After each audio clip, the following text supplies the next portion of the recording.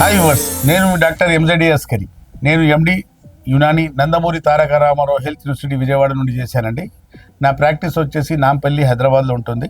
గత 30 సంవత్సరాల నుండి నేను మగవాళ్లలో అంగస్తంభన సమస్య వచ్చినా, సంతానం లేమి సమస్య వచ్చినా, అలాగే అంగం వంకరైపోయినా, వీర్యం పలచగైపోయినా, వీర్యంలో కణాలు తగ్గిపోయినా, అంగం సైజ్ చిక్కుపోయినా, అంగం వంకరైపోయినా, premature ejaculation, sensitive penis, precum, excess night falls అన్నిటికీ చూస్తానండి. ఇవాళ మా దగ్గర ఒక పేషెంట్ తన అనుభవం, ఇప్పుడు మా సక్సెస్ అయిన పేషెంట్స్ అందరికీ ఇప్పుడు కొత్తగా ఒక ఇంటర్వ్యూలు పెడుతున్నామండి. మా క్లినిక్ ద్వారా వేరేళ్ళు కూడా సందేశం వెళ్ళాలి.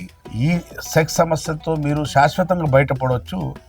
తాత్కాలికంగా గోళీలు అంటే ట్యాబ్లెట్స్ తిన్నంత రోజులే మీరు మగతనం ఉంటుంది, ట్యాబ్లెట్స్ లేకపోతే మగతనం ఉండదు అనేది యునాయిన్లో ఉండదండి.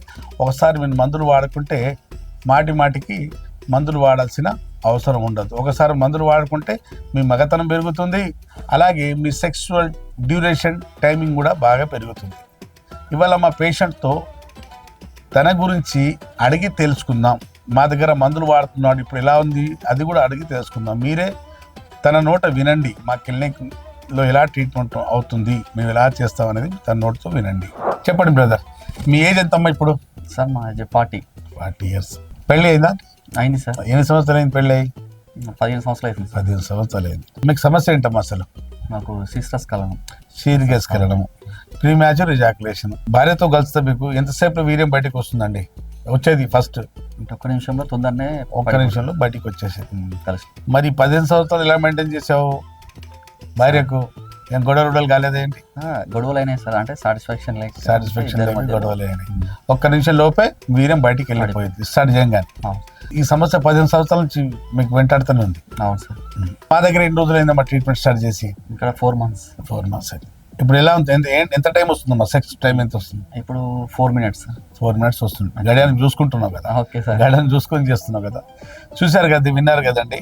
ఇప్పుడు ఈయనకున్న ప్రాబ్లం ఏంటంటే, నేను ప్రేక్షకులకు ఈ వీడియో ద్వారా ఏం తెలియపరుస్తున్నానంటే, అసలు ఈయనకున్న సమస్య అంటే సెన్సిటివ్ పెన్నిస్ అనే సమస్య ఉండేది. సెన్సిటివ్ పెన్నిస్ అంటే ఈ అంగం ముందు భాగం చాలా సెన్సిటివ్గా మారింది. స్పర్శ అతి స్పర్శగా మారటం వల్ల ఎప్పుడు అంగం తీసుకెళ్లి యోనిలో పెడుతుండగానే వీర్యం బయటికి వెళ్ళిపోయింది. చాలామంది డాక్టర్లు దీని గురించి సరిగా డయాగ్నోస్ చేయకపోవడం వల్లే ఈ సమస్య ఈయనకు అప్పటి నుంచే వెంటాడుతుంది.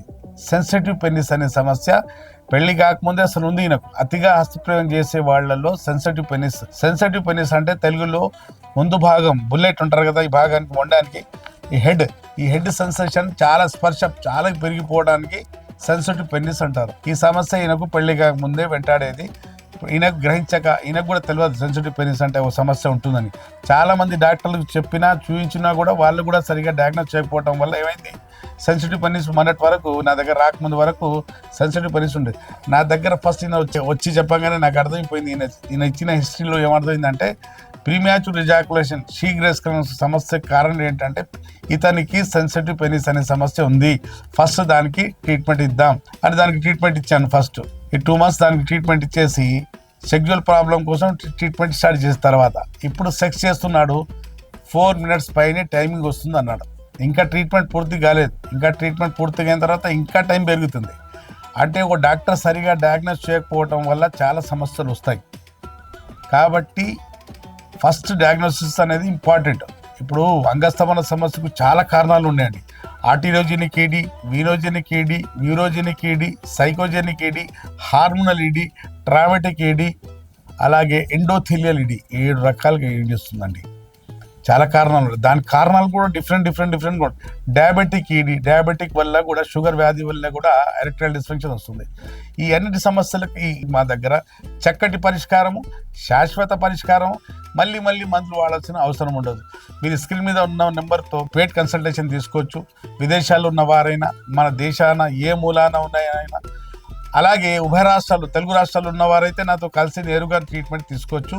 మీకు శీఘ్రస్కలన సమస్య ఉన్నా, అంగస్తంభన సమస్య ఉన్నా, సంతానలేమి సమస్య ఉన్నా, అలాగే సుఖ వ్యాధులు, జెనిటల్ హెర్పిస్, సిఫిలిస్, గనేరియా, లేకుంటే పురచర్మం బాగా చిటుకుపోవడం, దాంట్లో ఇన్ఫెక్షన్ మాటికి ఫంగస్, అక్కడ వాపు రావటం, దాని మీద నొప్పి కుర్పులు రావటం ఇట్లాంటివి ఉన్నా కూడా నాకు సంప్రదించి ఆ సమస్యలతో బయటపడవచ్చు.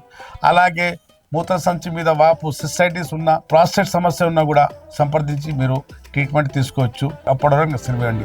మీ డాక్టర్ అస్కరి, MD.